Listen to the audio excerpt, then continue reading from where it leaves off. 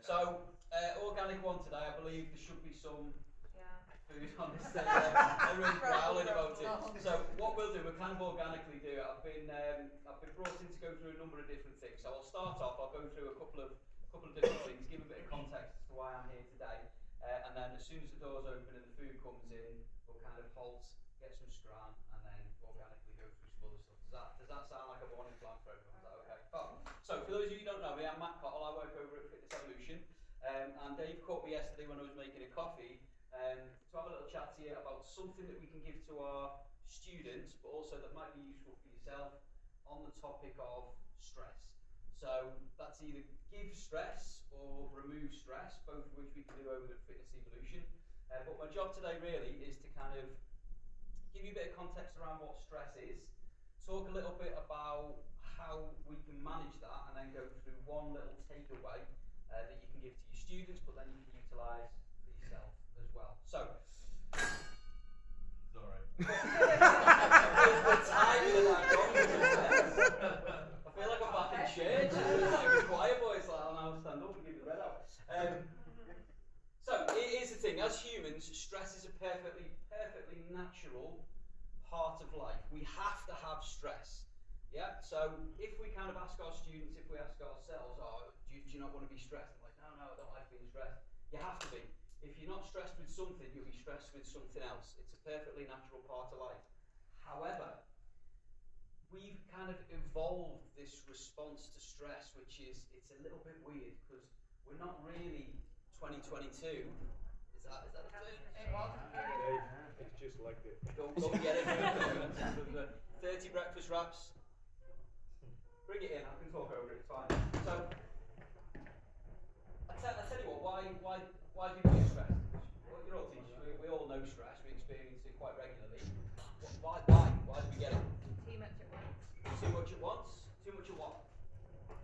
Stress. But what is stress? Like, what is it that's stressing us out? Worry. Say what? Workload? Right, so, let's imagine, let's go back in time. Essentially, we haven't really evolved out of 10,000 years ago. That's kind of the end of our evolution. Yeah, so in another 10,000 years, we might look a little bit different. But if we were to go back in time 10,000 years and go to Burnley 10,000 years ago, and we were living in small tribes, living in the woods and eating berries, we're the same human. If we kind of put us down and take our clothes off, we're the same person. So they got stressed and we get stressed. If we were to go back in time then, what was stressing them out? What was the stress back then? Any threat to survival. It's what? A threat to survival, yeah. And interestingly, do you know what the main threat to survival was then? Loneliness, wasn't it? Say what? Was it loneliness? Loneliness partly, but we did tend to live in tribes. If you did live on your own, you probably were dead. Your seed didn't carry on. There was no one to carry on. So loneliness for sure, we are social creatures. What was the main cause of death 10, 20, 30,000 years ago? Food, yeah, it was famine. Yeah, so interestingly, we've acquired this other evolutionary trait to prevent famine, which is being able to kind of carry your calories and walk around with them.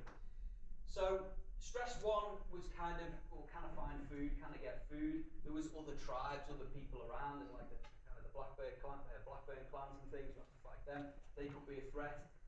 But we didn't have like Ofsted. We didn't have the food's late. We didn't have we've got a meeting at 12 o'clock. Thank you. College. So there was none of this back then. If we were to go back in time to Cave and like, right, what are you stressed about? Like dying. Like, what are you stressed about? I've got a meeting with my manager. They don't quite weigh up, but we will respond in the same way. So threat to survival, exactly. So let me tell you a couple of things that happen in your body when you do get stressed. So, as humans, we're sat in now. If we were to open the door and kind of let a wild animal into the room, yeah, we were letting a couple of tigers and things like that, and we knew they could do us some damage, our bodies wouldn't really have to consciously think about it. They go into this automatic stress response. So it trigger a couple of things in the brain to trigger other things to happen. And one of the things that would happen would be your body tells your adrenal glands to release adrenaline, noradrenaline, and cortisol. So 3 little chemicals that you'll release. And the purpose of those chemicals is to be able to deal with that stress in the best way possible. So, if it was kind of a pack of tigers or something like that, what are we going to want to do? What's the words I'm looking for here? You've all heard it. Right. Run away, or if you're feeling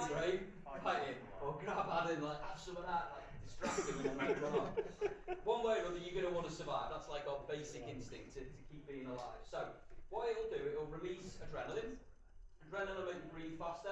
It will make your heartbeat faster. It will increase your blood pressure. It will increase your tolerance to pain.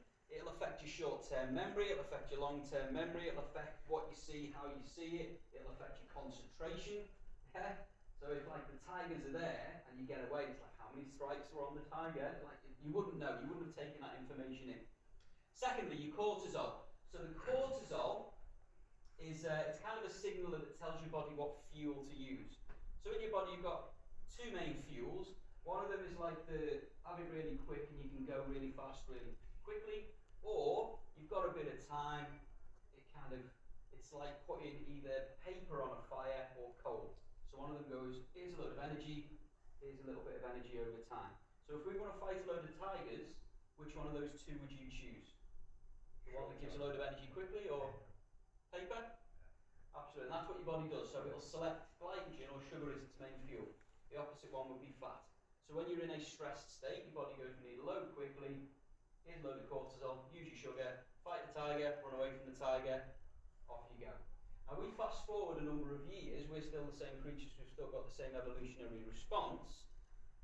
However, it's not likely to be a tiger coming in, it'll be like, carrot, like, have you got a minute? Now, if that happens, right, you know what I mean though? She's not going to see this issue, that might genuinely, she came in, it's like, Matt, have you got a minute? You, like, straight away, you go, oh, like that, wouldn't you? You go, oh, great. This is going to be really, should be, because I'm doing a well good job, by the way. Put that one on. But in reality, you get that stress response. Now, unfortunately, we haven't out-evolved that. However, that's quite a big one. Or it's, I haven't done my assignment briefs. Or, I've got this student in today who's an absolute horror show, and I know I'm going to have a little bit of a battle with them. Or, I've got this difficult day today. We still get the same evolutionary stress response. However, instead of fighting the tiger or running away from it, it stays. So you end up with this modern phenomenon called chronic stress, where you're constantly getting those chemicals released, not like that, but like this through the day, and we don't get rid of them. So that's the context. That's kind of what stress is. It's happening to the students as well. They just don't know about it. So the next part of that is what we can do about it. So the fight or flight determine the fact that we either ran away from it or we fought it. That's a physical activity that will use up some of those stress hormones, and then once we've dealt with it and we're still alive, we get that sense of relief, we get that sense of kind of satisfaction. We no longer have stress hormones in there. So we've got stresses coming in, and to bring it into the modern world, it kind of works like this. This is the metaphor I use with my students. It's like you're carrying buckets. So you wake up in the morning. If you've had a good night's sleep, and that's a big part of the problem, they should be relatively empty. And these buckets are filled with stress. For this metaphor, you can imagine it's water. Through the day, stressful things happen, and those buckets fill up. And you kind of hold them and hold them and hold them. Hopefully by the end of the day, they're heavy, but they haven't spilled over. Now the spillover is what you've seen with kind of blowouts. We've seen it as well. Blowouts, kind of crying, screaming. That's when it's gone over the top and it's spilling over. What we want to do is find ways regularly just to kind of put a little tap on it and release some of that water through the day, release some of the stress through the day. So, what I want you to do, I'm going to let you all get some of this, and while you're doing it, I want you to think of a question, right? Or rather, the answer to the question I'm going to ask. What have you done in the last 48 hours to release your tap? What have you done in the last 48 hours for your own health and well-being? Relatively powerful question. I'm going to let you ponder that while you go and get some caffeine, some glycogen, some low-level saturated fats. Grab some strands, sit back down, and I'll go through the next bit in a minute. It's easy. I love it. It's a temple. Yeah. Low-level saturated fats. I love that.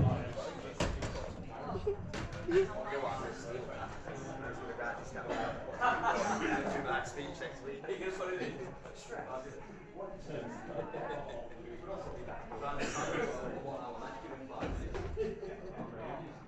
There's no wall.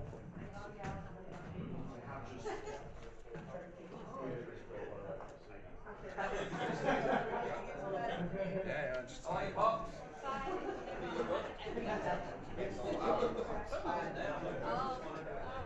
There's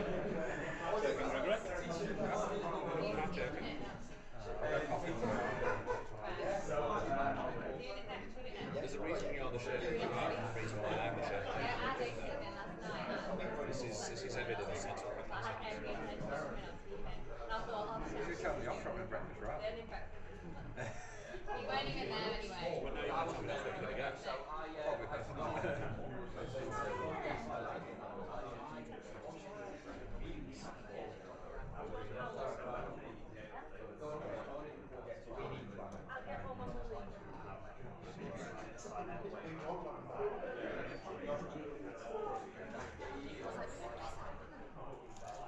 Did you get back to sleep?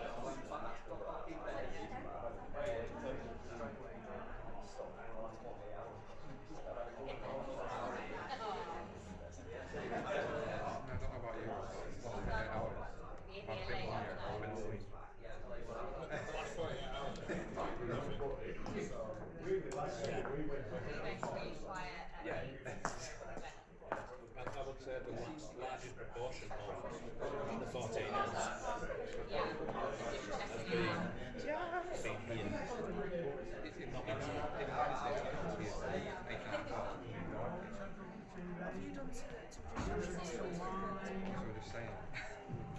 What have you done? You watched Grey's Anatomy. That was releasing the taps. I watch terrible TV. Terrible TV. That makes me feel bad. Sleep. I'm not there with mine.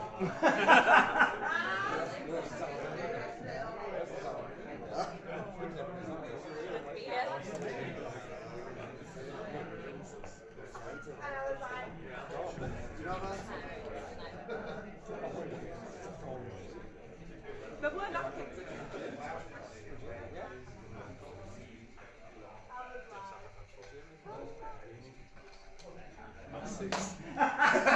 This morning.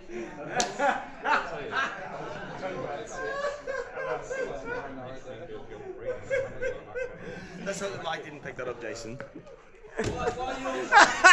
He always forgets. The camera's here every time. I'll just add this. All right, sorry. Yeah. So, when I asked you what type of things you did for your own health and well-being, when I say health and well-being, I'm kind of getting at like what do you do to de-stress? That's kind of the angle I was going for from that one. So let's start off with, and there's no judgment on this, by the way. Straight away, I'll tell you that I had a glass of wine, a big glass of wine last night. What type of things are you all doing to de-stress? Watching bad TV. Watching bad TV? Cooking food, good one. Take medication. Take medication, that works. Reading? Breathing exercises in cold showers. Breathing exercises in cold showers. You've read my book, so. Oh my god. If you don't live hard. Can we send that film, Jason? Intermittent fasting. Yeah, I get pissed and take drugs, but I'm breathing. I think the reality is, in the modern age, we tend to choose things which are effective and drink drugs, bad telly, chilling out, if you put it, normally works, but it probably has a detrimental effect as well. Hello. The quick fixes. The In quick this day, in this day and age, it's Yeah. quick fixes, and it's not looking at the problem in its long term, how Yeah. it's going to have an impact on the body as individuals, as in teaching members of staff. Exactly. That's the problem. Exactly. I'll put that in another way, and this metaphor can work with everything. It's treating the symptoms rather than the cause. Yeah? That's what we tend to do. Feel stressed, let's be de-stressed, not what's causing us to stress. Anyway, what do you think our students do? What do they do to de-stress? Game. Lots of vaping. Yeah. Honestly. So it's relatively similar. Unfortunately, we do drink alcohol, but yeah, I mean, they spend a lot more time on the phones. There's obviously reasons for that, but I think the good thing of that is that there's a lot of stuff that could potentially be on the phones that could help them in 2022 and 2023. But that's another discussion for another day. Anyway, rather than going through all of the different methods that we could do, I'm going to give you just one. Now, obviously, cold therapy would be good, but I'm just going to give you one that's free. A big topic of mine in an area I do specialise in is sleep, by the way. So if you want to have me back and I'll do a little bit of a sleep talk, I'm going to do some of that. But But that's an area I specialise in, and I'm doing even more research in at the moment. So sleep is going to be a big one. That's the cornerstone of everything. That's free. What else is free, thankfully, for now, is air. So you can breathe that stuff and you don't have to pay for it, but soon there will be a tax on oxygen, I'll bet you. So what I want to do is just take you through a really quick breathing technique that one works for me and number two works for my students. And it works in two different ways. One, if they're all raging and they're all kind of up and kind of fuming in a class, this is quite good thing that works, and it only takes a minute or so. And two, and this has been happening this week, we've been having exams, we have assessments and things like that. This is great for the performing arts as well. There's an occasion where you're all anxious, you've got your butterflies, you could be going on stage, sitting your exam, you're about to be assessed, and you just need a little bit of a refresh and a calm down. So I'm combining two techniques here, two breathing techniques. One of them is called box breathing. So if you've not heard of that, it's when you strategically breathe and you imagine that each breath, so you've got the in, the in, the hold, the out, the hold. That's my timer saying that we're now out of time. So in, hold, out, hold. It's called box breathing, and you can manipulate the timings for each of these depending on what you want to get. So what we're going to do today, very simple box breathing, is 4 seconds in, 4 seconds hold, 4 seconds breathe out, 4 seconds hold, and you repeat. Hundreds of apps that you can get that will take you through it. Second technique, and I love this technique, it's called colour breathing. Yeah? So with colour breathing, as you're breathing in, you're imagining breathing in the colour, which to you represents calm, control, relax. For me, actually looks like the colour of your top or like the colour of your cardi. It's like a sea blue, greeny blue colour. That's the colour I breathe in. When you breathe out the colour which to you represents stress, anxiety, anger, fury, which to me is like a bright reddy orangey colour. So we're just going to do it. We're going to do a couple of breaths because I've got 27 students who probably need this technique now who are waiting for me in a room. What we're going to do, I'm going to count you in and we're just going to calmly breathe. Now before you do this, I want your feet flat on the floor. I want your backs nice and straight, shoulders back, because that will open up your thoracic cavity and allow you to breathe a little bit more. Take a moment and just connect with yourself. Feel the weight of your body on the chair, the weight of your feet on the floor. If you want to take the crown of your head and lift it up as well, you might just get a little bit more room in your vertebrae, and you can thank me later for that. On my count, we're going to take a breath in, and when you do breathe in, we're going to breathe in through the nose. Your belly is going to come out, like you're trying to push it out. You're going to try and fill your lungs. You're then going to hold for 4 seconds. And then we're going to breathe out nice and relaxed. When you do breathe out, you're going to suck your belly back in. And then we're going to hold for those 4 seconds. We'll give it a couple of times just to get into the rhythm. First breath, 1, 2, 3.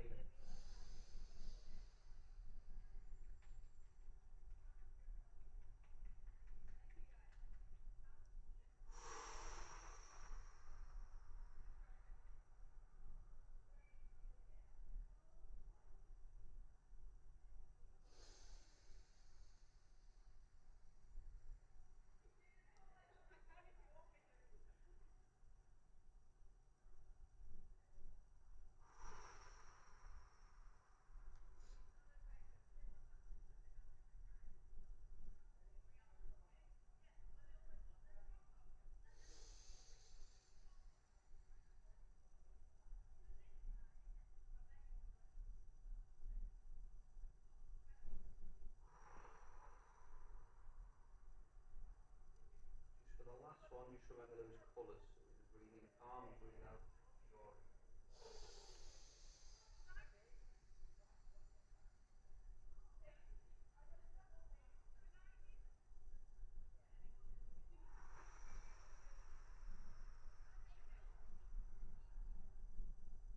Relax, calm, done. That was 4 breaths.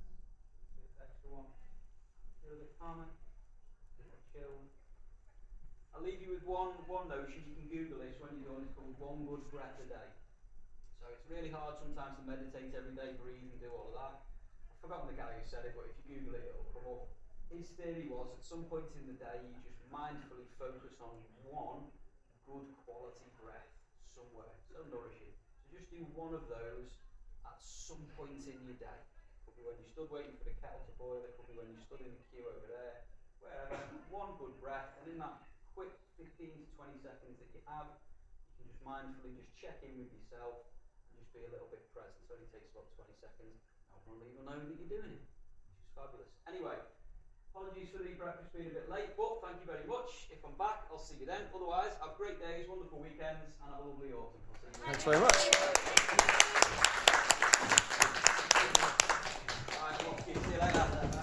Superstars, brilliant. Thank you very much. If you want me to come back and do sleep, just let me know. You're really good. Enjoy your chocolate.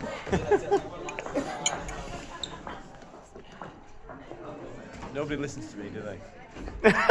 No, we do. Nobody listens to me. Of course we do. singing You've been talking about breathing forever. for so long.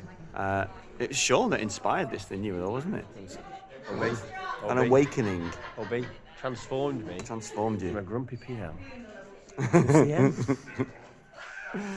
Right, well,